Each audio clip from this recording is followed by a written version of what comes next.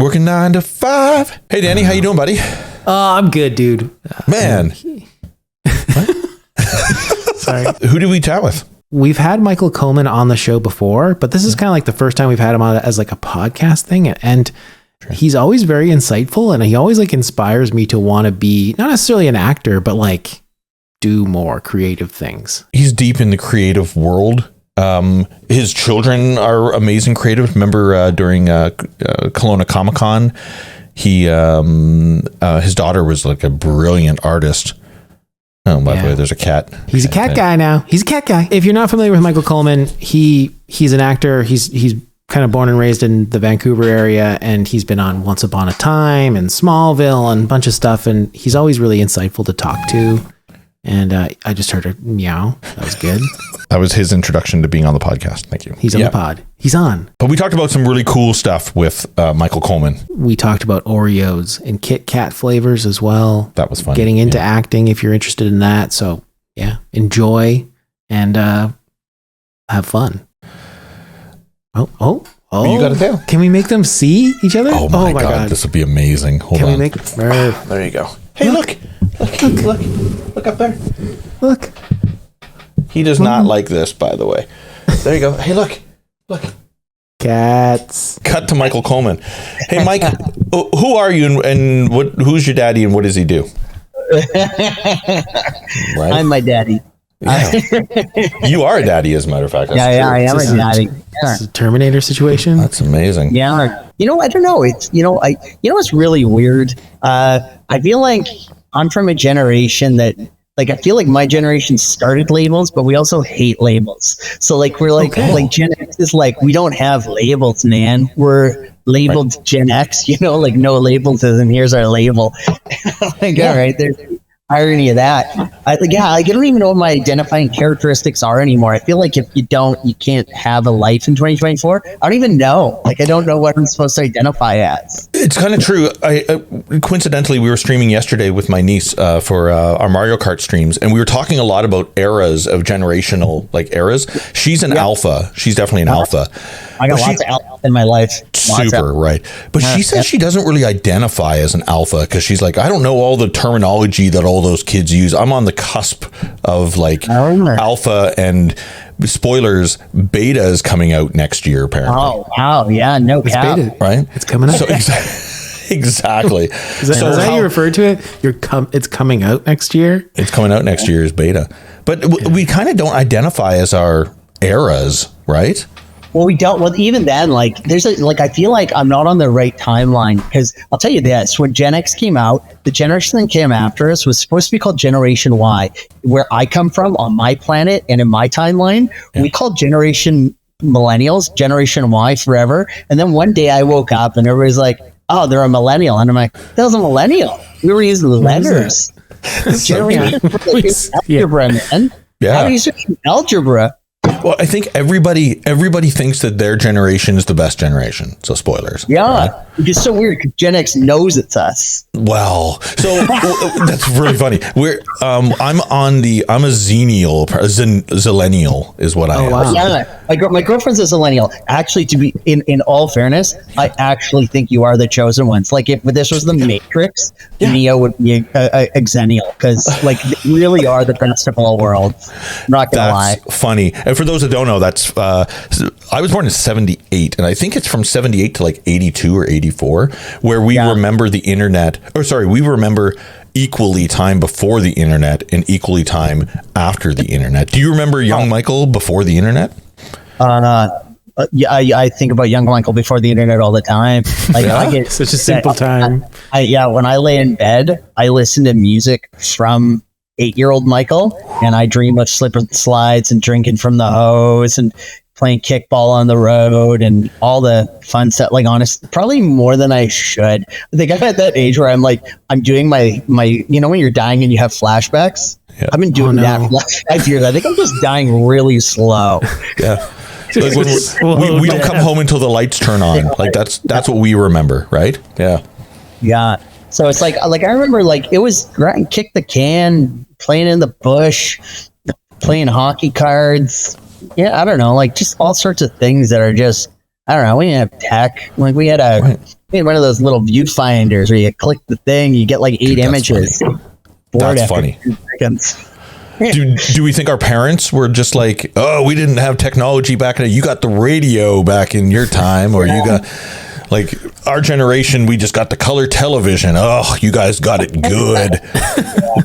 I also feel like people had kids way younger when, like, my parents, like, I think my parents were like 19 and 17. Like, my parents were kids. So I feel like parents are kind of like, I kind of feel like it's whenever I give my kids, like, hey, you got to go do the dishes. Like, it's this unwanted responsibility. I feel like that's what my parents had when they had kids. Like, I was like, oh, now I got to like raise kids. Thanks, Dad.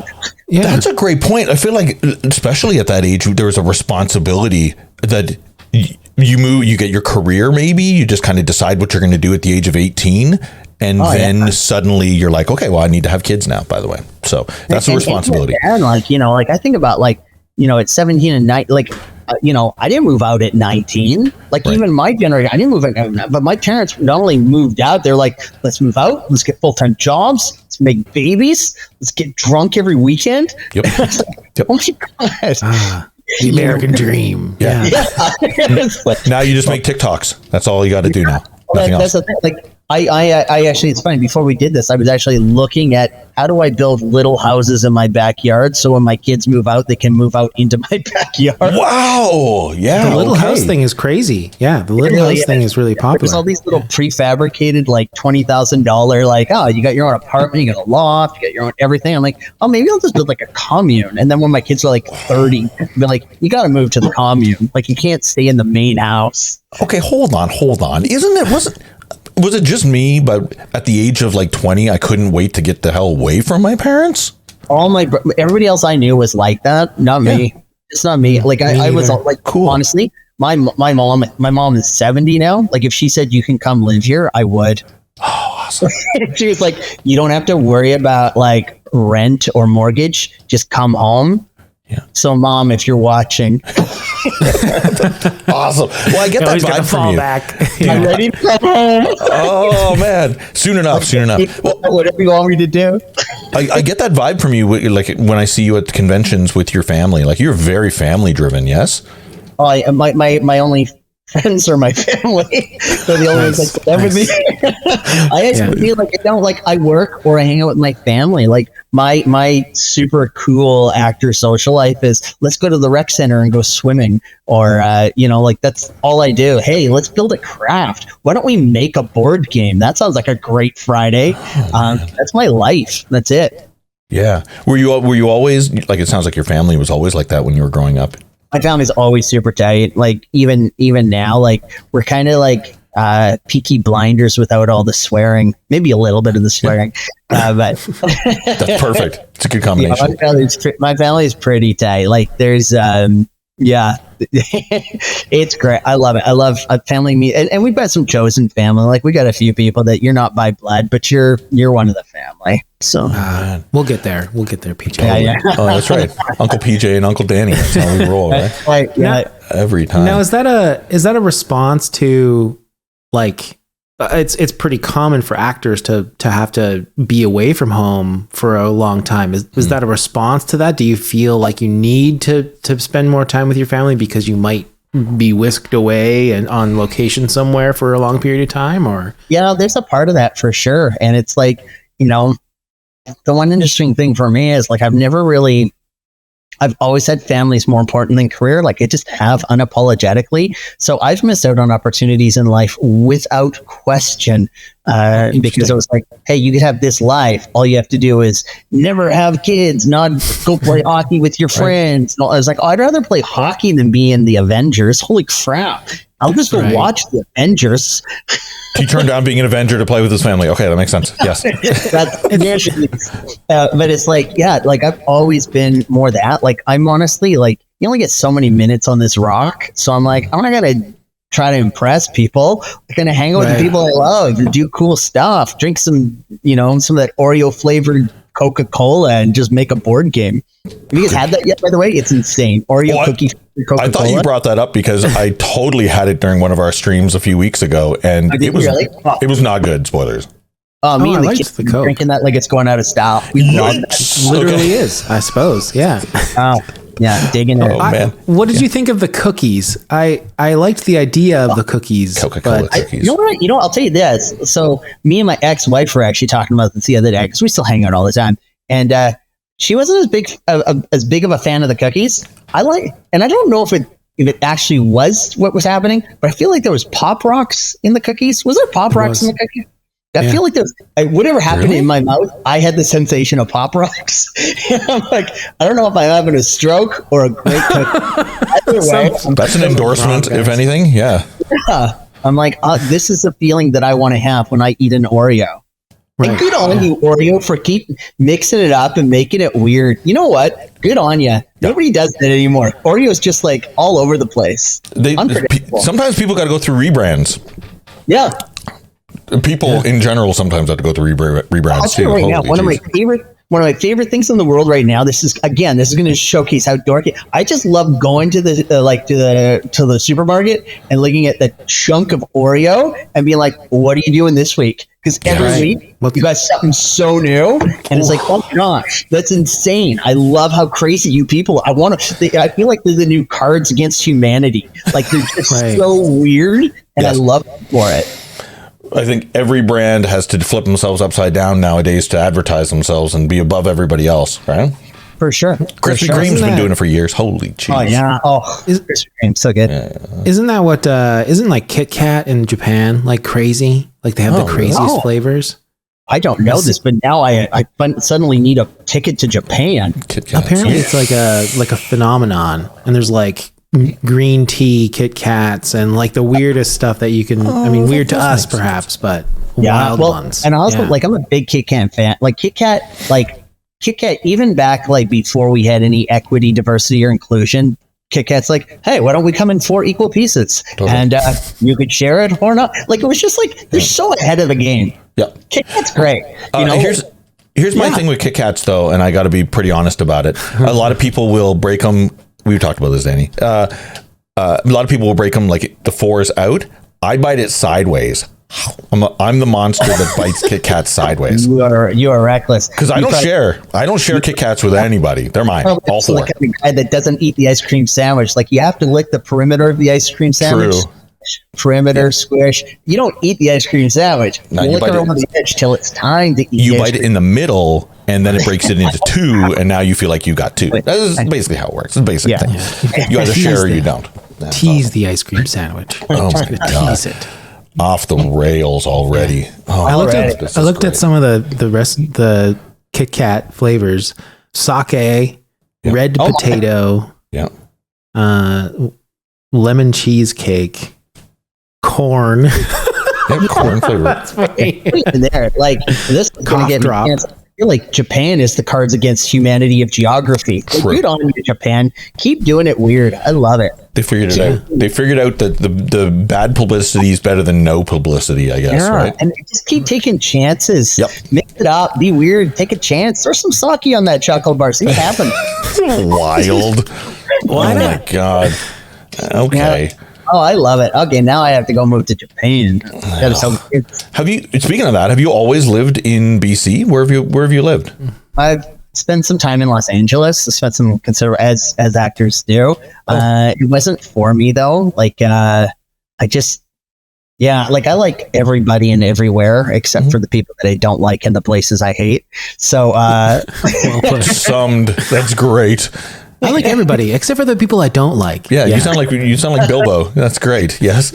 No, I actually, I live in one of the most beautiful places in the whole world. Like I live up in like the Lynn Valley area of North Vancouver. So it's like I live in like an enchanted forest with like wildlife and beautiful waterfalls and all this. Like it's insane. It's beautiful. I got a good life here. I can walk to everything I need to do. It's a good little thing. There's something to be said about being amongst your people, as an actor, the Vancouver area in particular, or even California, is the place to be, right? Danny and I are both musicians, so like being in the music scene, like that's where you should be. That's always kind of felt like home to you. Yeah, and I've actually never really fit in with other actors. Like it's never really been my thing. Like I'm just not. I've never really. I don't know how to say this. That's how I say. There's just so much language you have to police, and like I just haven't. I've never really like I don't really care if anybody likes or hates what I do. I work really hard to be a good storyteller, and it's one of my favorite things in the world. But at the same time, I only really care if I like it or my mom, and then everybody else is gravy, or you don't know me well enough to not like me. Mike, That's don't ever apologize for that, man. Like, that's really good. Like, pushing outside of boundaries or doing the weird stuff, I think, is what the world is like. You're a Kit Kat right now. You know what I mean? Like, you are. When Twitter first came out and I saw Ricky Gervais, the way he did Twitter, I was like, oh, that's how I feel. Like, he just doesn't care. I didn't realize you had to be as famous as Ricky Gervais. True. Talk like that. It got me in so much trouble so many times. They're like, oh, you're not that famous. You're gonna die. I was like, oh, but I was just sharing authenticity. I thought we were doing not authenticity. Next week, I'll go in the corner. Let me know. Rules for thee, not everything me. turns very quickly. Your people turn on you very quickly. Yeah. Holy jeez. I'm old school. Like I like old school stuff. I like integrity, punctuality, loyalty, kindness, all the silly stuff that we used to do. So I don't want to ever try to guess what people want me to think or do or say. I want to be nice and have people be nice to me, and then just trust that the universe will sort everything else out. Oh man, love that. Yeah. Has that translated into like maybe some of the roles that you've gotten? Like your soft demeanor, and I mean that with all due respect, has kind of garnered you a lot of, like, especially in Once Upon a Time. It certainly put you in that role, right? Yeah. Well, it's funny. It's actually so, like, true story on Once Upon a Time. Most of my roles I've booked, people didn't want me to audition for it, including Once Upon a Time. So when Once Upon a Time was casting, they went through several casting sessions. It was basically all actors 5'5" and shorter around the world audition for this show. It was mostly out of LA and Vancouver, but it's open to everybody. And we went through, there was like 3 or 4 rounds, and it became very clear to me that's like because we're all the same auditions, right? And I was like, oh, I'm like the only short dude to not audition for this show. I'm pretty sure even Tim Conway is on his knees wearing the Dorf shoes and getting auditions before I was like, this is insane. This is so crazy. I can't believe how much they hate me that they just won't see. And then suddenly they couldn't find the role. So fortunately for me, I pull up to the audition. I'm outside in the driveway, just about to go into the studios at this place called North Shore Studios. I get a text from my wife saying, hey, congratulations, we're pregnant. And I was like, what? So literally just before I'm about to audition for their show that I already know hates my guts. So I'm like, oh, okay, okay. I just got somebody pregnant for the first time ever. That's way bigger than whatever's happening here. The kid is the big thing. Me and my wife are going to raise a human. So I remember it was such a weird room. I walked into the room. There's all these suits on the sofa as it is. And it was so cold. It was just one of these things. So they were like, are you happy? And it was just like so cold. It's so right. And then the one who doesn't care, and I'm not here to impress you, responded with, hey, I just got my wife pregnant on the first shot. I dare you to prove otherwise. I'm pretty damn happy right now. Perfect. And they're like, done. You're the guy. Done. Yeah. Actually, we had a guy named Mark Mylode, who was he only did one episode with us. He directed the pilot, and then he left us for this stupid make-believe show nobody was ever going to watch called Game of Thrones. Oh, horrible. Nobody cares about that show. I love Mark. Mark was so great. And I'm confident Mark had something to do with me being involved, because I don't know. Mark made a really cool thing. He's a giant. And I just remember when we came in and we were doing chemistry reads, I kept referring to him as Gandalf, because it's just him and all these little dwarfs. Try to improv scenes. Wow. Oh man, you really thankful for the people that you surround yourself with. They raise us every time, right? For sure. And even when I'm like facetious as I was in that audition, I think I hope that an era of kindness and transparency comes through. It's just like, this is an industry that I care about more than anything in the entire world, and not at all both at the same time. I'm Schrodinger's actor. Okay. I care and I don't care. Like, it's the most important thing. Also, if you told me I could never act again, I'll play Nintendo with my kids. It's super fun. I'm wicked cool at Super Mario Kart. So whatever. Oh, no Jeez. excuses. No You're excuses. so humble over here. Yeah, right. Exactly. I think that's something to be said about, like, you've done a lot of things. Do you feel like you're not done? First of all, you got a whole bunch of rad projects on the go right now. I do. I have some super cool stuff. Oh yeah, sorry. Yep. Yeah. No, I was going to say, are you like? Someone tell you something I'm not even allowed to tell you. So I'm so glad you said something. It's like, oh, you're not allowed to say that yet. You've built a luxury kind of doing so many great things that you probably met a lot of great people, and they're raising you up to do great things. Like, you can stand on their shoulders, as short as you are, that you're able to do your own projects now, right? I am. So yeah, I've been making my own projects for a long time. Got another big one coming out. And yeah, a big part of it is, through my whole career, I've just been really, I don't know if it's luck or whatever the heck it is. I try to be authentic. I gravitate towards authentic people. And I do find the people that I want to be around gravitate towards authenticity too. So throughout my career, like, I've ended up spending time with like Robin Williams, Stan Lee, like all these like epic legends that, like if I would have told my 12-year-old self, hey, you're going to go hang out with Mork for a while. And, all those Marvel books you're reading, the guy who you could just going to go have some spaghetti one day and just hang out. Like, there's no way I would have believed it. But at the same time, like, this is just who I am, for better or for worse, 24/7. And for some people, it's super great. And for other people, it's not. And that's okay. I don't have to hang out. I couldn't hang out with everybody. I'm glad only some people like me. It'd be too much. You gotta keep your gear down there. Yeah. Sorry, Danny, I realize I'm dominating this. I'm just I'm loving it. Just so enthralled. I referred to you, and somebody close by here was asked, when I was chatting that I was going to be chatting with you tonight. I referred to you as kind of the Michael Rosenbaum of Canada. I love Mikey Rosenbaum. I'll tell you right now, Rosenbaum's a gift. I love Rosenbaum. Yeah. Everything he says and does, I think he's an absolute, genuine, absolute legend. Yeah. I love how he conducts himself 24/7. Yep. Greg, I don't really know the guy. Like, I did Smallville, but we didn't have any scenes together. But I know who he is through circles and everything. Love Mike Rosenbaum. Well, that doesn't surprise me because Rosenbaum is kind of like, he's the connective tissue of a lot of people. He kind of just, he doesn't care kind of how people feel. He just lives his life. He just does his thing. He loves hanging out with people and trying to involve himself in as many things as possible. And I get that vibe from you. I feel like you are, that's how I refer to you. You're kind of the Michael Rosenbaum of Canada. That resonates with you? Yeah, that's a huge compliment, and probably I owe Mikey an apology for. Oh no! Yeah. No, I'm one of those guys that I think a lot of people, they think they know who I am, or they like if you want to get to know who I am, just talk to me. I'm super approachable. But like, I often hear people who think they know. Like, I hear stories about who Michael Coleman is. It's like, oh, that guy sounds terrible. Oh wait, that's me. Or it's like, that guy sounds amazing. And I'm like, oh no, that's me. He's not that amazing. Trust me, he's super boring. You don't even watch your own shows, I bet, right? I don't.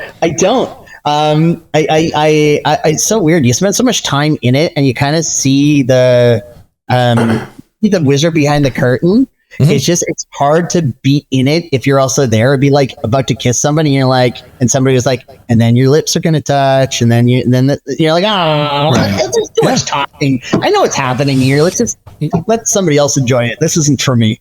You know all the behind the scenes. Yeah, you just know the stories. There's no jumps. There's no anything like that. So there's just too many things that are. It's just too. I don't know. You've already done it 800 times. You're also like, I wonder what, part of me is like, I wonder what take they're going to use. And you're like, I hope they use the good take. You're like, oh, I'm not in the story. I'm thinking about, I hope they use the good take. That's just different. We kind of get that as a drummer, as a session drummer. Yeah, I'll go into a session and play. And then afterwards, exactly, I'm thinking to myself, oh, I wonder which take they used. But then when I hear it, I'm like, oh, I remember drinking a red Gatorade right before that take, or now I remember that take and that take are actually spliced together. Like, you can hear it, and it takes away the illusion of it. Like, is that kind of how you're feeling?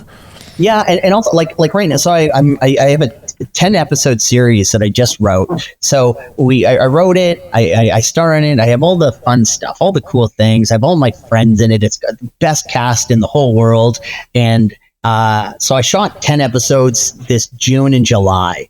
But because I wrote it, I've been writing this show for years, and then I acted it for months, and then every day I edit it for hours and hours on it. Like I don't do the editing, but people give me like, hey, what do you think of this song? Hey, what do you think about this cut? So like I am immersed in this thing for years. So by the time these 10, 22-minute episodes have come out, I'm like, oh, I've watched this show for years. Yeah. Now you turn it on and you just turn and look at the people who are watching it. You just watch them watching it. Yeah. That's exactly it. You're facing them in the premiere. Right. Yeah. Now I kind of just want one of my kid brothers to call me and say, hey, that's funny. And that's enough. That's enough. Like that one kid brother who said, hey, I saw that thing you did or whatever. That one thing was funny. All right. We won. Yeah. Oh man, it always reminds me reviews. It always reminds me of the Jerry Seinfeld quote when someone asked him why he doesn't do more movies, and he's like, if you're in a bad movie, if you're watching a bad movie, it's 2 hours. If you're in a bad movie, it's 2 years. Yeah, that's it's like, oh man, that stings. Yeah. But, that's fine. That's true. Yeah, I mean that's funny. Like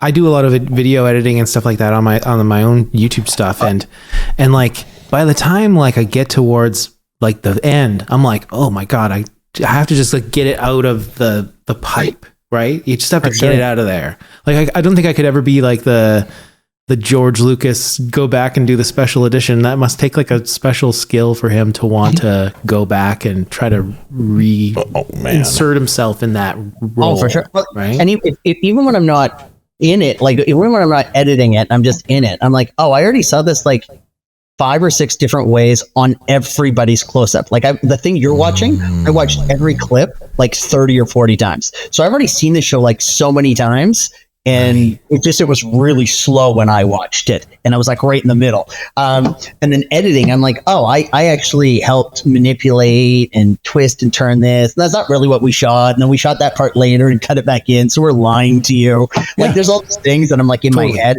Oh, it's too much. I can't watch this. Yeah, that's fair. I think that was the Ian McKellen thing. Maybe we're professional liars. Like that's all you are as an actor. You're just a professional liar, right? Yeah.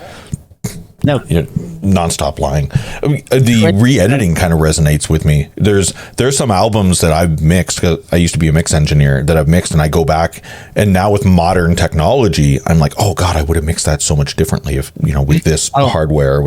So now I'm like, do I go back and mix that album from 2003 with modern stuff, or do I not? Like, I don't think movies outside of George Lucas, going back and remastering and re-editing. So, I guess director's cuts now that I think about it. And all that stuff. Yeah.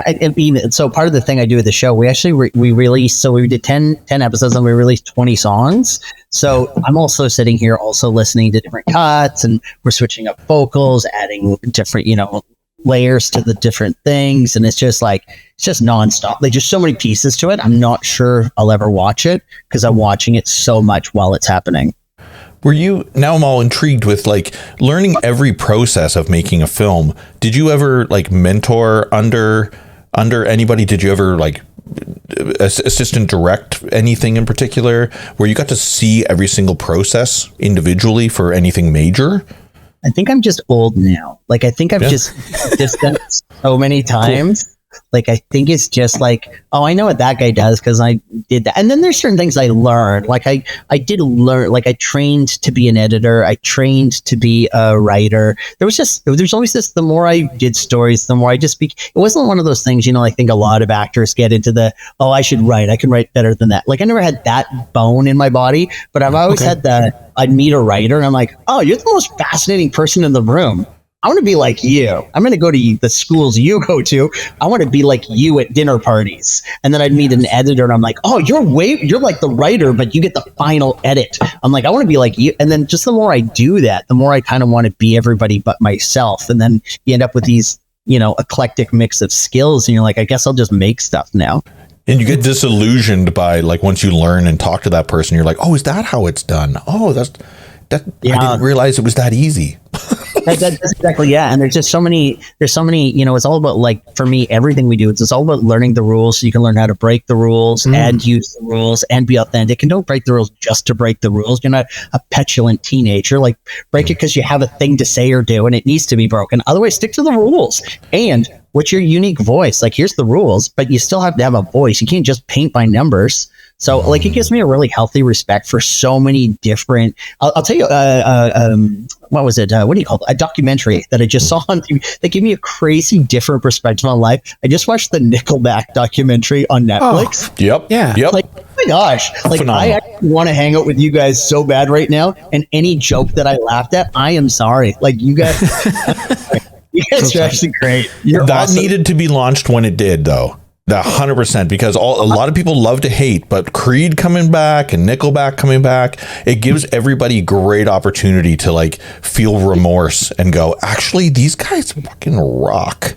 Yeah. I mean, there's a It's like- reason they're so big, right? Totally. Yeah. And it's so easy to just, you know, especially now, like in the last 10 or 15 years, it's just so easy. And there's so much social currency on cutting people down. Like, there's just so much, if you cut people down, somebody will support you. Yeah, you slayed the dragon. You didn't slay the dragon. You mean tweeted. Pick up a sword, you wuss. Right. Right. Oh, my. But yeah. You touched on something that I like personally, I find really interesting is that like, it's the classic, like the actor who's been acting for a certain amount of times, like, oh, I've got a new album coming out now. And like this, like cross pollination of creative things. I think that's really, it's like totally like a thing creative people do. Like how does acting help you with other creative endeavors? Like I just read a screenplay book about it's like the number one screenplay book. Which one is it? Blake Snyder's book on That I actually need Blake Snyder. Save the Cat. The name of my theater is called the Blake Snyder Theater. When my God. When I first became a professional writer, I called Blake because he put his phone number or email at the end of the book, and I was like, I'll take a chance. I emailed him because he emailed me back.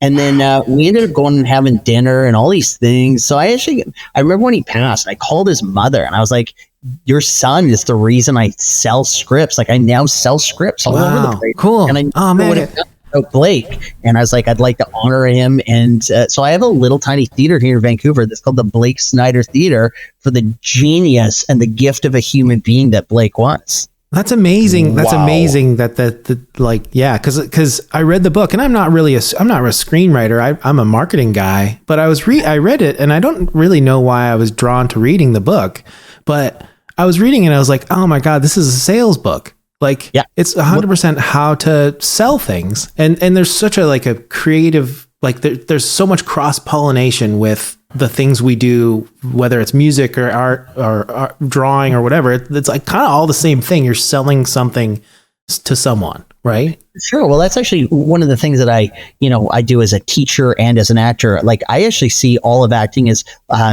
it's, there's lots of different phrases we use, like professional liars, behaving truthfully under imaginary circumstances. I've always just referred to it as just, we recreate the human experience on command.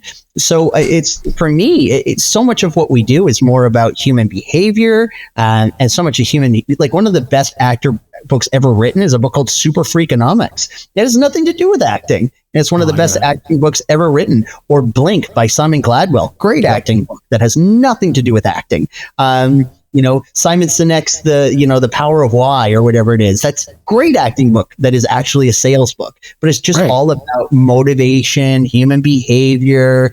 It just all this. So for me, I've always, and again, maybe that's one of the reasons I don't align always with the different actors in town. Like, I'm not reading all the acting book. I'm reading the human behavior book. I want to know the reasons. I want to know why we are.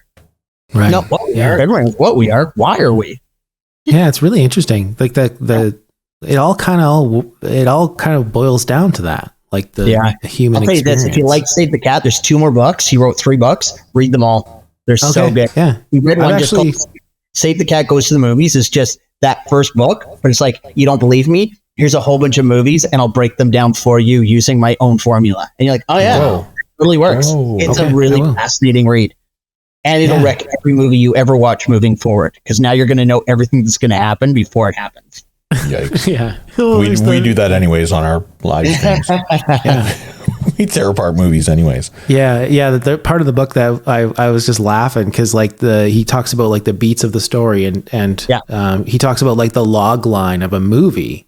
Yep. And God, how many sales presentations have I been in where the guys are like, what's your one sentence pitch for the product you're trying to sell? And I was like, what am I reading?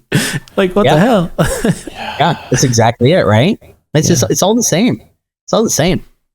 It's no different, but this is why, like, I look at something like that, and it's no different than what people do when they go on Tinder. It's like, what's your one sentence on why I'm going to meet you? Right. Like, Right. like the whole world is into, it's like, it's all this, aligned sort of ways we function. And I'm fascinated by that. I guess cool. that applies in the world, but during auditions or during anywhere, it's how do you represent yourself in the shortest amount of time? Mm-hmm. Yeah. To Holy me, it's always your why. Like, again, it's going back to, like, you'd mentioned something with sort of my character or essence, I guess. It's just like, I just bring that to everything. And it's like, this is the essence. If you want this essence in the role, I bring it. It's not like it's one version of it. There's lots of directability within it, but I bring this kind of an energy to a role. Do you like it? Cool, let's do it. If not, then hire somebody else that'll bring the essence you're looking for. Yeah. That's cool. Okay, so follow-up question to that then. Yeah. And this is a really serious question. Okay. Yeah. As someone who teaches acting at the Story Institute, can Yeah. anyone be an actor? Yeah, actually. So one of the things I'll often say is, and it's not like restricted. Like, I think too many people think acting is about, you have to have the right look or the right luck. And every once in a while, you can have a good look and you can have a good luck, but then you also might wake up one day and find out you're Scott Baio, who had a great look and a lot of luck in the 80s. And then, Joni Loves Chachi got canceled, and it's like, you're not the biggest TV star anymore. He's in the room right now. He's right behind me. I feel like he's right. Dude, I just watched Zapped last night. Yeah. That was Scott Baio. That's hugely coincidental that you even bring that up. I'm sorry. That's continue. right. Yeah. And Willie Ames is actually a Vancouver guy now. The old Scott Baio, Willie Ames, his sidekick, his perpetual sidekick from, like, Charles in Charge, Zapped, all those things. He lives in Vancouver? That's amazing. Yeah. Great for a local actress here.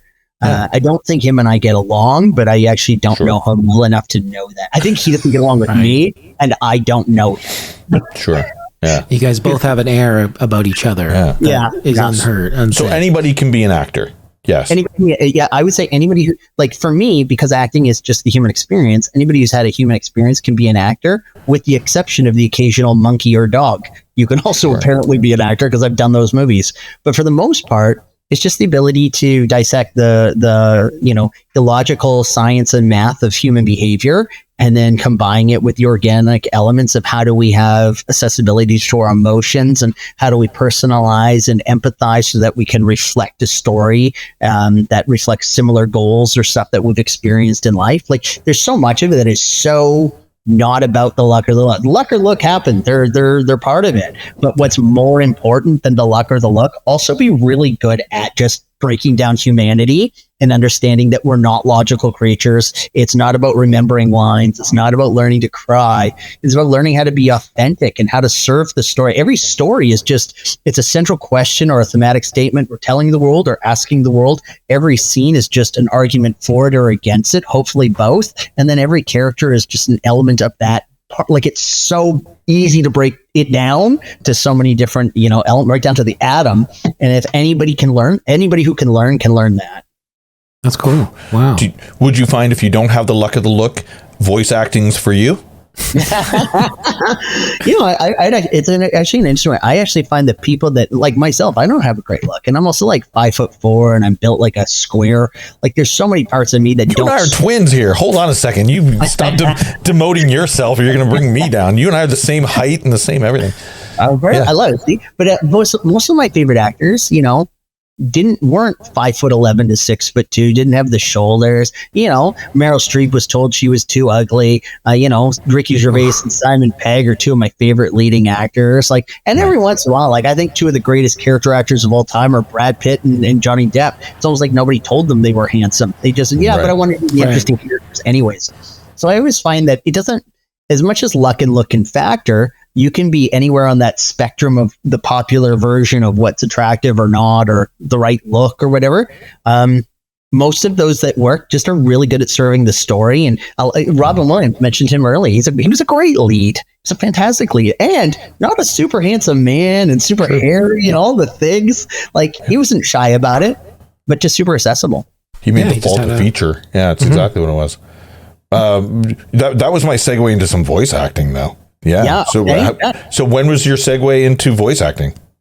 My segue into voice acting. So back when I was in my early 20s, all the Vancouver, so the town was just insane. We were making so many shows and so many movies. Everybody it was like this new fresh face. Like, it wasn't just like one of the top agents in Canada ran a softball team, and he ran it against this agent and that agent. I actually got my first agent because I could play shortstop. So, nice. Like, it was like, just to put how important that was back then. Like, we used to be a community. We're most certainly not that anymore. But we used to be a community, and we'd all get together on the weekend. We'd play baseball. All the agencies were there. The agents were playing. The actors were there. It was this whole generation of cool things. And I ended up playing baseball with this really cool guy that we had the same sense of humor. We just laughed all the time. His name was Kirby Morrow. And then we ended up, I remember when I got divorced the first time, this is what a stand-up guy Kirby was. When I got divorced the first time, he said, I'm just going to buy a house and we're both going to live in it. So he did. Frat house. Like, it was such a reactive, weird thing to do. And in hindsight, I was like, well, of course you are. I don't have money for a house. You're the famous guy. Buy a house. We need somewhere to live. I just lost my marriage. Yep. Hey, and then for my birthday one year, he was like, I'm gonna go produce a demo for you, and I'm gonna walk you into every studio and just say, this is my friend. He's super authentic. He's super funny. Put him in your show. And he did. And then I ended up working on a bunch of shows. And then, and then I also put a lot of work into learning the craft as well. But I hang out with, I still do a lot of voice work. I still have a lot of friends who do a lot of voice work. It's still a cool thing. In sales, there's something to be said about like hitting the golf course with your clients, and being social. And I've certainly throughout my sales career found ways of connecting with the golf course, whether it's playing video games or literally playing sports or going to hockey games or whatever you got to do. But the social aspect of the creative industry that the three of us are in, how do you feel about that aspect? I think right now it's suffering, and I also don't think there's any secret or surprise to why it's suffering. Like, I had this conversation with a whole bunch of dads. We all get together. We're a bunch of dads with kids in elementary school, and we were talking about, like, pre-COVID and maybe a little bit before that, you'd go to work, you'd come home, maybe you'd go out with the boys or the friends or whatever, you'd play some softball, you go bowling, you play poker, whatever it was, and then maybe on Sunday you go to church, or you used to have these four very definitive paradigms. You'd have your homework and play, not to borrow from Save the Cat with Blake Snyder, but you have home, work, and play, and community. We used to have these four existences. Now we don't. People kind of, where are you going today? Same place I go every day, Pinky. I'm going to start at home. I'm going to work at home. I'm going to get some Uber Eats, and then I'm going to try to wake up and do it all again tomorrow. Right. Yeah. We just don't do that. Like, when I was a kid, like, every week, like, my parents, again, a couple of reckless teenagers, would make enough money to buy a couple of cases of beer, crack out some guitars, and make bad decisions with their friends all weekend. And the kids played in the unfurnished basements, downstairs, doing like air bands and making homemade board games. But it was all about community. It was all about, like, we don't do that anymore. Like, there just isn't. Every once in a while we'll have a social, but it just feels so contrived. It doesn't feel like they're your people. And there's also something, like, even like just the idea of, we used to play softball. There was no league, there was no points, but there was an element of fun, competitive edge and fun and competing with each other, against each other. It just creates a whole different dynamic than anything anybody does anymore. Oh man. Wow. Yeah. Sorry, that resonates hard. You're right. Because working from home since the pandemic in particular, you're right. You're kind of uninspired come 6 o'clock to actually leave the house because you've been in your PJs all day, for that matter. Right? I sat in my house last Saturday. I was sitting at home watching the Vancouver Canucks play hockey. Yeah. And I was sitting there and I was like, oh, I don't have anything to do. Let's watch hockey. And I was like, old me would have had like 5 or 6 friends over. We would have had some drinks, some laughs. It would have, lasted. The game would be over. We'd hang out for a little while longer. And it's like, what are you going to do? I'm going to sleep it off in the morning. Like, it was just a different sense of community. Right. I just feel like that's really missing. The world's also super expensive right now. So I don't know. But also, you can go to your house and go to a friend's house and have a couple drinks or play a game and just hang. Like, we just don't do it. It feels like a bit of, I want to say obligation, but it feels like if I'm going to go out for dinner with somebody, I'm like, selfishly, what's in it for me? Is this somebody who's going to get me some gigs? Is this somebody that maybe I know?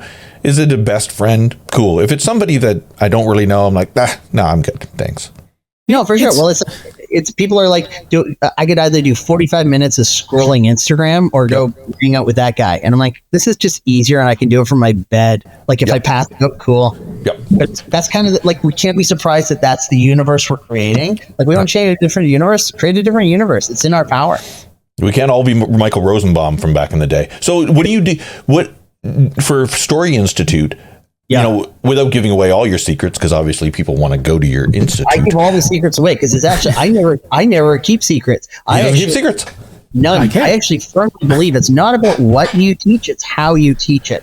So, brilliant. Like I've even offered others. Like, there's been some cheeky other owners of other schools who say cheeky things. I'm like, I will drive my curriculum over and I'll put it on your desk. You can have the curriculum. You have to learn how to teach the damn thing. I'll give it to you, the curriculum. I love that. I'm going to pirate it right now. That's part and parcel to like one of the best ways to learn is just to be within the community that you're trying to be in, right? So you're giving people that opportunity to be there, right? I absolutely firmly believe too that we live in a time right now where there's a part of me, where I've spoken about how, it's not like the good old days or things like that. But I actually think better days are still in front of us. So I'm not trying to reclaim old days. I actually think better days are in front of us. And I think there's more power to the people. Like, I feel like, I'm in the middle of, we shot the TV show we shot 10 episodes on our own dime. We own a killer 10 episode season that I have every confidence won't only sell to a network, but I have every confidence they're going to ask us to make a bunch more. But that's a different sense of power and control that people didn't used to have. Like, we have access to the gear, we have access to the information, and people should. I grew up where at 10 o'clock it just turned into white noise on the TV, and everybody has to go to bed. Right. Maybe you can watch some of that French adult stuff. The Scramble channel. Showtime. Yeah, Showtime. Yes, but then the national anthem turns on, and you're like, I got to go to bed now. I got to go to bed. Yeah. Does it mean that, oh, sorry, I was going to say, so does it mean that like within, like after completing all these episodes that you're going to have to hit the virtual golf course? Or like you're going to have to get social or you're going to have to pitch it? Like at the Story Institute, what would you tell your students is kind of the next step once you've got something interesting? What do you do with it? The next step you do is you build a pitch deck, which we're in the middle of building right now. So the pitch deck is, again, that one sentence, but in a form of 20 cards about here's the premise, here's the tone, here's the style, here's the opportunities and that sort of thing. And you hope it resonates with somebody. We have a show, but it's also like it's starting to look at creativity and business like they don't have to be enemies. I got started in it, and maybe this is why I don't always fit in with all the other actors from my generation or other ones in front of me, is I've never seen the business and the art as two separate things or evil, like this has to fight that or whatever. It's like, and I've never looked at my agent.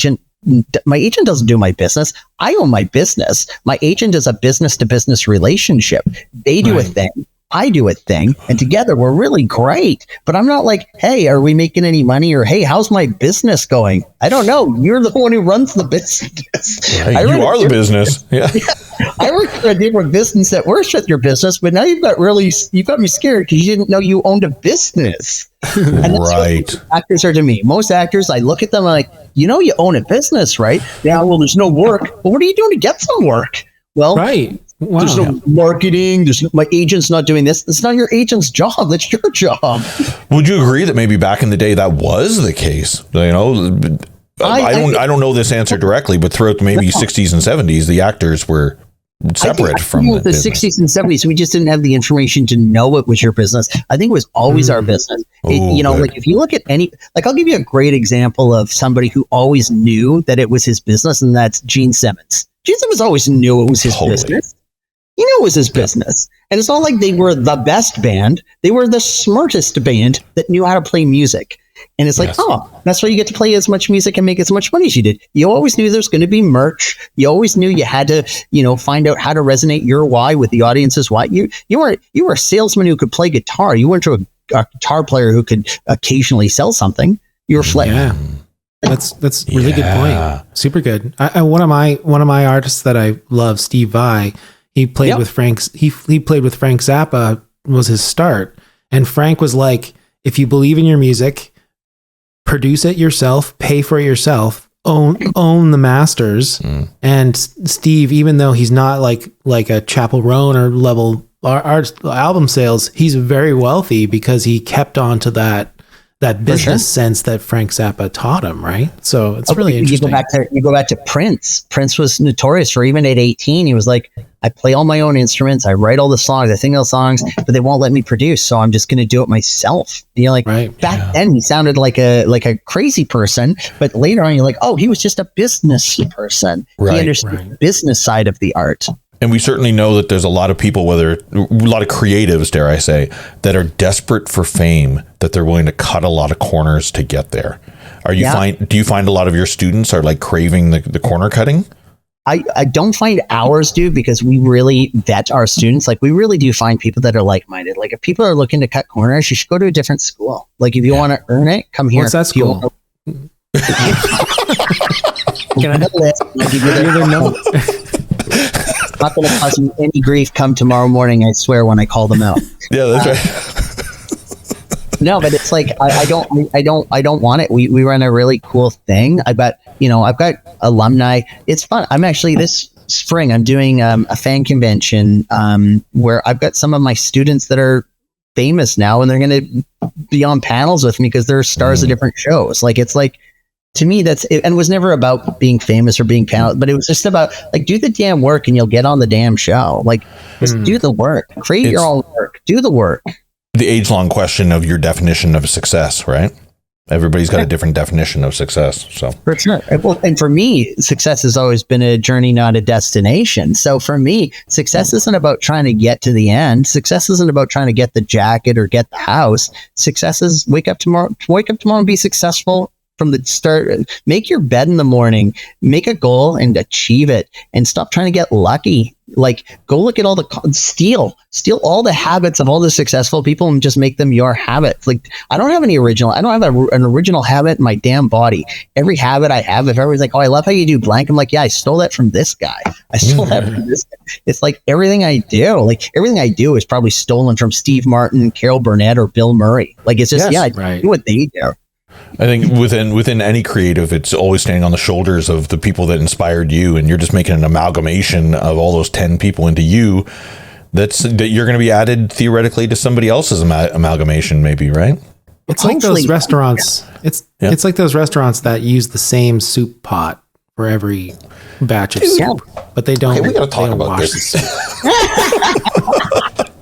Or a good sourdough starter. Yeah. There's one little element that's been there for 300 years. Yes, perfect. Oh my God. Okay.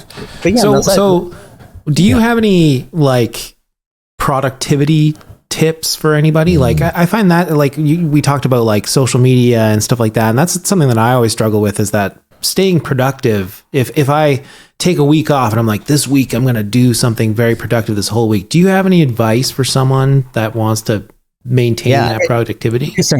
Two things. I mean, the first one, and this changed my whole life: get up and make your bed every day. So that, to me, as soon as I started doing that, I set the world's easiest achievable goal, and I started doing it.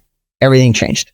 When I could get up and make my bed every day, even on days I was already 10 minutes late, even days I didn't want to, days the sheets not fitting, I don't care. Make the bed every day. Second one, I'm going to butcher this acronym, but hopefully one of you will correct me and say it the right way. But it's set like specific, measurable, achievable, realistic something goals, smart goals. There's a thing. Sure. Like, Yeah. Right. So, time. My girlfriend. There we go. Thank you. Time. Yeah. So set smart goals. Like, so I don't set big goals. I set realistic goals. I set specific goals. I set measurable goals. I remember, so again, I'm going to go back to the TV show. It's called Under the Influence. So 10 episodes, half hour long. And I remember It was about 2 or 3 years where we tried to make it, but I tried to get it made by other people. I had this everybody had so many people not, oh my God, this is the funniest thing that's ever been written. We got to make it. I know. Why would I sell you anything else? And we kept going, and everybody kept saying, well, we need this much time. We need this much money. So one day I just woke up. Actually, I went out for a beer with a friend of mine. We went back to our old neighborhood pub that our dads would have drank at. And he said, your 18-year-old self would punch you right in the face right now. You're so lazy. Just go make your stupid show. Why are you making somebody else to make your show? You go make it. And then I was like, I'll make it if you make it with me. And he said, okay. So you're 2 beers deep. Next thing you know, you make a half-hour TV show that's going to change the world. That's what we did. And then I remember calling people up. I'm like, we're going to shoot an episode every 2 days, and we're not going to rehearse, and we're not going to do any read-throughs. And they're like, oh, you can't do that. I was like, no, I know Tyler Perry does it all the time. If Tyler Perry can do it, I can do it. I love him. Tyler Perry can do it. We can do it. And that person's like, Michael's drunk again. He's calling me at 3 a.m. Okay, hang up with him. Perry again. Yeah. But it's like Tyler Perry is another great example. I remember seeing an article where somebody talked about that. He's like, I'm going to make some sitcoms. They're like, okay, what you going to do? I shoot one every 2 days. I'm like, oh, that's not how it's done. He's like, that's how I do it. And like, that's not how it's done. That's how I do it. And he just did it. And it just worked. Dude, just doing it, I think to allude to what maybe where Danny's going with this, just doing it's the hard part. Maybe it's not, or maybe it's not. It coming up with the ideas. I can sit and Danny and I have sat and just went, hey, we should do this. We should do this. We should do this. And we're like, okay, when are we going to do it? Tomorrow morning. Awesome. Let's do it. Tomorrow morning hits and we're like, dude, okay. I would also think it's a combination of it's just do it, but also do something that you're ridiculously smart at. So it's like there's certain things like I don't just do comedy. Like I have studied comedy for over 50 years. Like I was in the uterus trying to find like a punchline for when I came out, Gross. like, yeah, super good. Dude, yes. But it's like, so when I can, like, if somebody ever wants to speak to me about, like, I can speak about comedy in form of genres. I can do references. I can tell you structurally why a joke works or doesn't work. I can tell you the 4 basic steps of every sketch. I can tell you that, when somebody says, I can't believe that comedic actor performed so well in the drama. Well, comedy is just drama without the dignity. It's the exact same thing. You just remove dignity. You've removed it or somebody's removed it for you. And that's where the comedy comes through. You don't play it differently from drama. You let the environment or you let the situation be the thing that's, anyway, I could talk about it. Dude, yes. Dude, that was a mind blower. So get really smart at something. Keep it really simple. Like the show I made, Under the Influence, it's one room. It's a coffee shop. I own a coffee shop. It's got one simple message. We have more things that unite us than the things that divide us. We're all self-righteous hypocrites. Everybody's a problem. Stop canceling each other. Learn how to get along. Put on your big boy pants and, have a cup of coffee and talk it out, you weirdo. I love it. Wow. So when can we watch this? I'm sold. You've got me. My hope is to have it this spring. So we'll be ready to go to the different platforms in spring. And we already have a couple platforms that know we exist. We actually have some pretty heavy hitters that know we exist. Yeah, and my hope is that we're on this spring, mid to late spring would be my hope. The songs are all super funny. They're more like Flight of the Conchords. Like they're good songs that are also funny. So you can listen to them for the music or you can listen for the comedy. I think it works both ways. Wonderful. Yeah. And again, like I said, I think we steer away from nothing. We never punch down, but we also avoid no topic. So everything's on the table. Everybody's a problem. Everybody's worth saving. Let's have a cup of coffee and figure it out. The coffee. I'm sold. I have this thing we laugh about where if I see coffee on a movie or TV, I'm like, I could have a coffee right now. Like you pause it. That marketing, to all of that. Yeah. Well, yeah, it's interesting. Like one of the sort of initial inspirations for us, I grew up with a show where on Thursday nights, Must See TV included a show called Cheers. And Cheers was a show where the pub was the communal watering hole. That was the church or the community paradigm, or arguably the play with your friends paradigm. And to me, the local coffee shop has become that. So, in the 80s or 90s, coffee shops were built for come in, have a coffee, and then get the heck out of here. I got to serve more people. Now coffees are like, hey, I don't even care if you buy coffee. plug your laptop. Just make it a thing. Hang out. Look, all these different walks of life. You can all hang out here. Everybody's welcome. It's a coffee shop. And it doesn't matter if you're some sort of Starbucks or some sort of hipster cafe. They're all the same. Come in, grab something tasty, grab a pastry, grab a coffee, talk it out. And the difference between here and the interesting I always found with Cheers is everybody sat there and got drunk and nobody got drunk. Like, there's no consequences. Like a show about people drinking for several hours and nobody was like, screw you, Peterson. Like, there was never any, but the difference with coffee is hopefully nobody's getting drunk on coffee. Maybe just a little wired. Just a little wired, yeah. I think I remember hearing something on CBC in particular about how coffee shops, when strategically placed in certain communities, build like huge amounts of the economics in those communities grow exponentially based on the community driven. And the sad part is, like, we used to have a coffee shop apparently in the area that we moved in here, and it closed, and there's nothing going on in this region at all. But it sounds like this was kind of a hop in place when there was a coffee shop, right? Where Story Institute is, I am sure 1 out of 4 businesses is a coffee shop. Yeah. Wow. Yeah. But it's also it's socially acceptable to be a place where we can congregate. It's a place where you don't have to have an agenda. Yeah. You can unplug or plug in. You can chat with a friend. You can chat with a family member. You can just sit there by yourself and people watch. It's become the new spiritual playground, or the town square, I guess, for communities. And now we have 1 million town squares all within walking distance of each other. True. And I think to harken back to what you were, the local haunt. Yeah, you're right. Yeah. To harken back to what you were saying about community is that sadly, a lot of coffee shops right now are just like headphones, laptop, I'm working, or like every writer in the city is going there to write and not network with the person sitting next to you that's writing. It's interesting. When I was living in LA, I lived like 2 minutes from a coffee shop. And I did the writer thing once. I went in, I plugged in, I wrote, and I'm like, oh, I'm like a meme. Like, totally authentic about what's happening right now. And I was like, nothing I'm going to type into this little device is going to be good.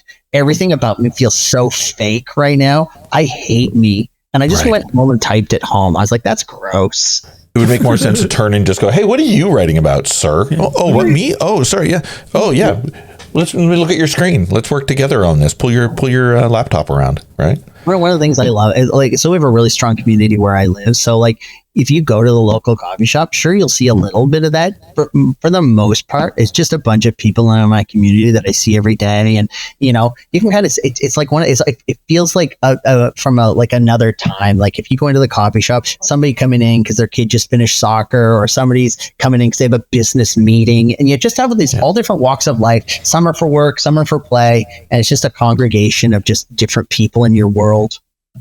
Wow. I love that. Yeah. And so to go back to it, that's kind of what your show is about, is this vibe, this energy, Yeah, I guess the biggest part about the show, I think, it's really about, if I were to really simplify it, it's about, this is a place where we can have the conversations that you think you're not allowed to have. So if somebody walks in and they're a different age, they identify as a different anything, any characteristic, just talk. Have a cup of coffee and chat. I bet you have way more things in common than you think. And stop trying to control each other, and stop thinking you're the self-righteous, martyr. Like, just let everybody have a conversation. And there's going to be idiots, and we're all idiots. And most of us are worth saving. Everybody in a coffee shop's the main character. I got you. I mean, that's literally dialing in what we do here. Really, is we just want to talk to people who do different things than we do to learn where the common thread is, right? So yeah, that's amazing.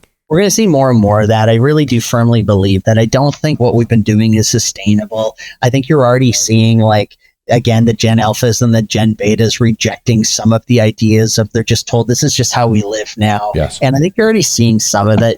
I actually, I ironically FaceTimed my kid earlier because she's on a play date, but I FaceTimed her and they were just making a game. They made a little paper game with paper and crayons and felts, and that's what they were doing. I interrupted them with tech, and they were like, we're trying not to do tech right now, Dad. We're like playing a game. Amazing.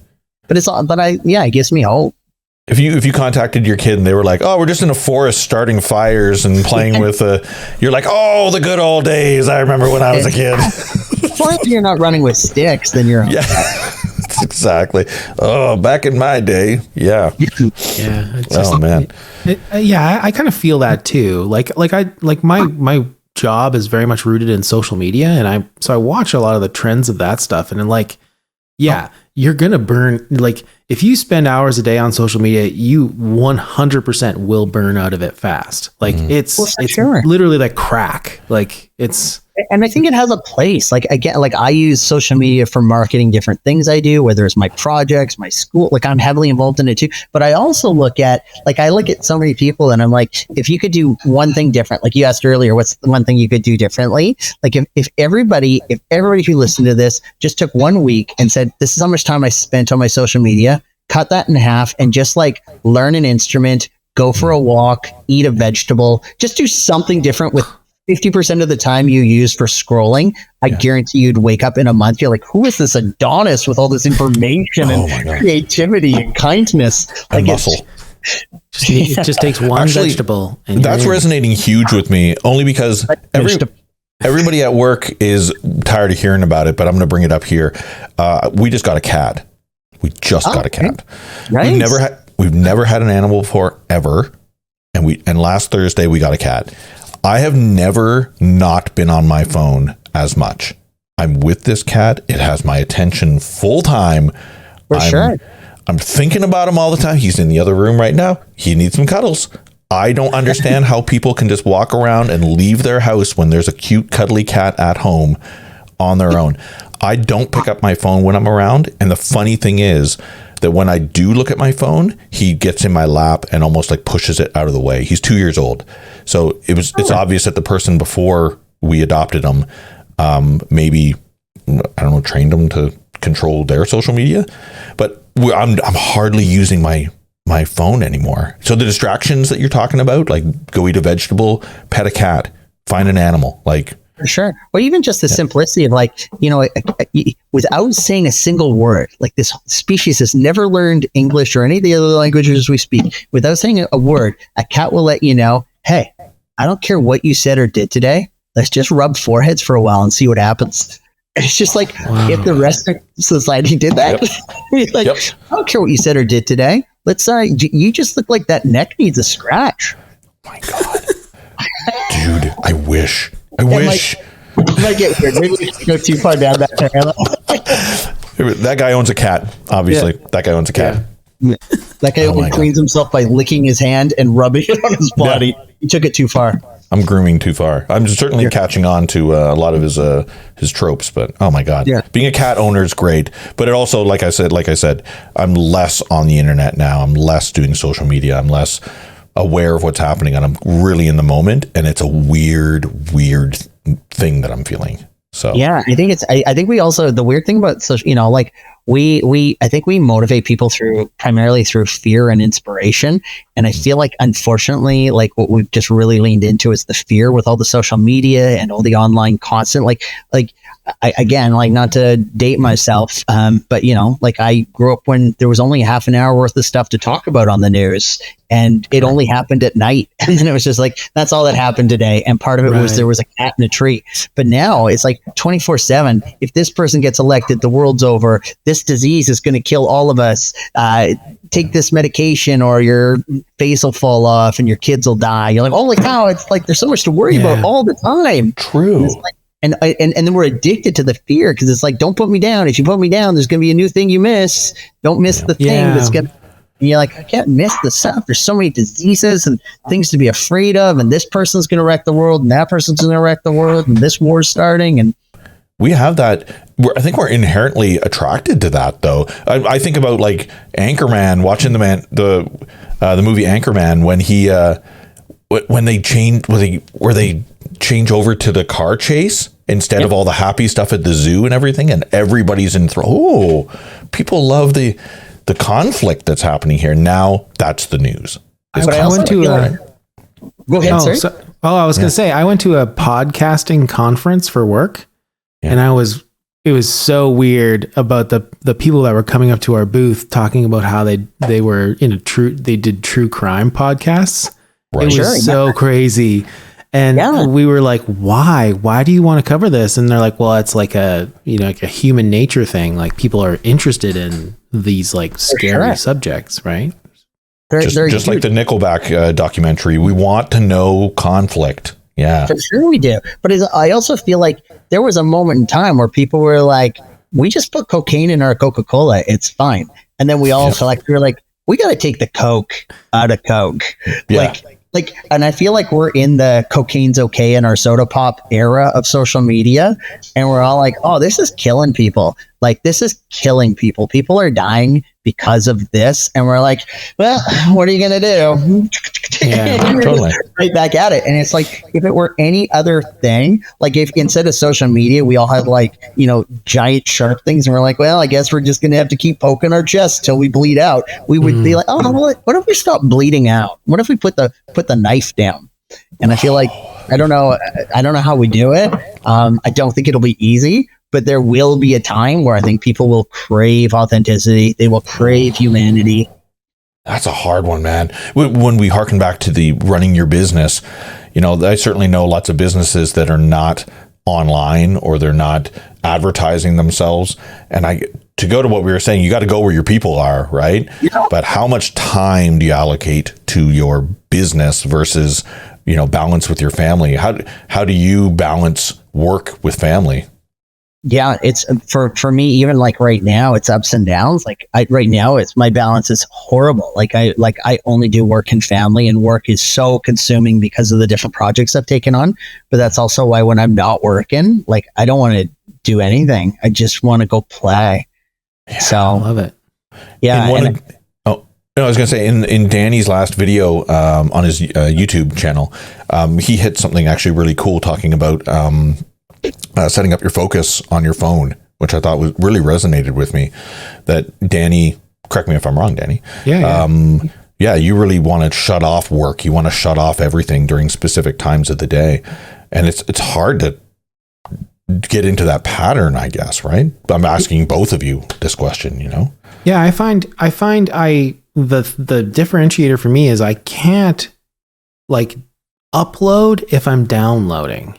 So I have to like shut off my phones so that I'm not like getting input, because I'm the one who needs to create the output, right? That's kind of the way I look at it. Yeah, I also just feel like we're still in a situation where I don't think we can negate what's happened over the last 4 or 5 years. Like we're in a global pandemic, created a bunch of big wars. Then we had a global recession. You can't get ketchup, Pringles anywhere. Food chain supplies are just off the wall. Gas is out of control. Mortgage is ridiculous. Like, I think people are in such a constant state of, I can't afford to live. I can't afford to eat. I can't afford shelter. I can't afford gas. I can't afford to not. If an opportunity happens, I need to take it. If somebody's like, I'll give you 12 cents for this thing you do, I need it. Otherwise, my kids don't eat tomorrow, or I lose my house. And also, I don't have a savings plan, so I'm done. And I feel like so much of the world is that. And until we get some sort of recognition for, people have got to live where it's not fear 24/7. And until we do that, I think we're stuck with the cocaine. Right. As he holds up his Nokia. It's just Nokia. Yeah, every time you referenced social media, you're holding up a Nokia phone. You're going to play Snake on it. I get it. That's fine. Super clever retro. Yeah, that's really good. It's so good. Oh, man. Should we wind down a bit here? Yeah. John. Yeah, man. Yeah. I mean, you're always very insightful, and I really appreciate that. Thank you for that. I know a lot of people. Yeah. I mean, I know a lot of people are really interested in getting into some sort of creative endeavor, whether it's acting or not. And I think a lot of the things that you say are so applicable to everyone, right? Like, yeah, I would say that the thing I would leave everybody with, if whoever catches this and is watching, is like, seriously, this is Hollywood pitches this idea that you're either sleeping in your car or you're super famous, because it's all we talk about on the talk shows and things like that, because it's super fun. It's no different than the car chase in what was the movie? Just Will Ferrell. Yeah, Anchorman. It's no different than that, right? But that's actually not the reality. The reality is that most working creative people, it's a job. It's something where we create our own opportunities. You learn how to run your business like a business. We have never had more platforms and streaming opportunities or networks ever in the history of the world. The equipment is more cost effective and available than ever. We have never been more divided and had more opportunity to have discussions or stories. Like, it is just a ripe field if you want to be a creative storyteller. This is literally the best time I can ever imagine in the history of the planet. So go do it. Stop waiting. It's not luck and luck. Wow. Awesome. I don't, is that the perfect bookend to this conversation? That was awesome. Yeah. Feels like it's you the rehearsed big that. bookend. Yeah. Mr. I don't need to remember lines. Yeah. That's right. Oh, yeah, that's right. Yeah. Well, I think if you haven't figured it out, we didn't necessarily talk a lot about all the things specifically you've done, but what Danny and I love to do is spotlight on the processes of how people do it and how they get to where they go. So I think it's great. No, I really appreciate your time on explaining that. Yeah. I appreciate this opportunity. Like I said, I've had lots of great people who asked me to pay it forward when they gave me advice. So hopefully this is a bit of a pay it forward for anybody who's sitting at home thinking, I wonder if I could or should. You should. If this is what speaks to you, do it. Awesome. Thanks, Mike. All right. Thank you. Thanks, dude. Thanks, guys. This is the part where we say goodbye.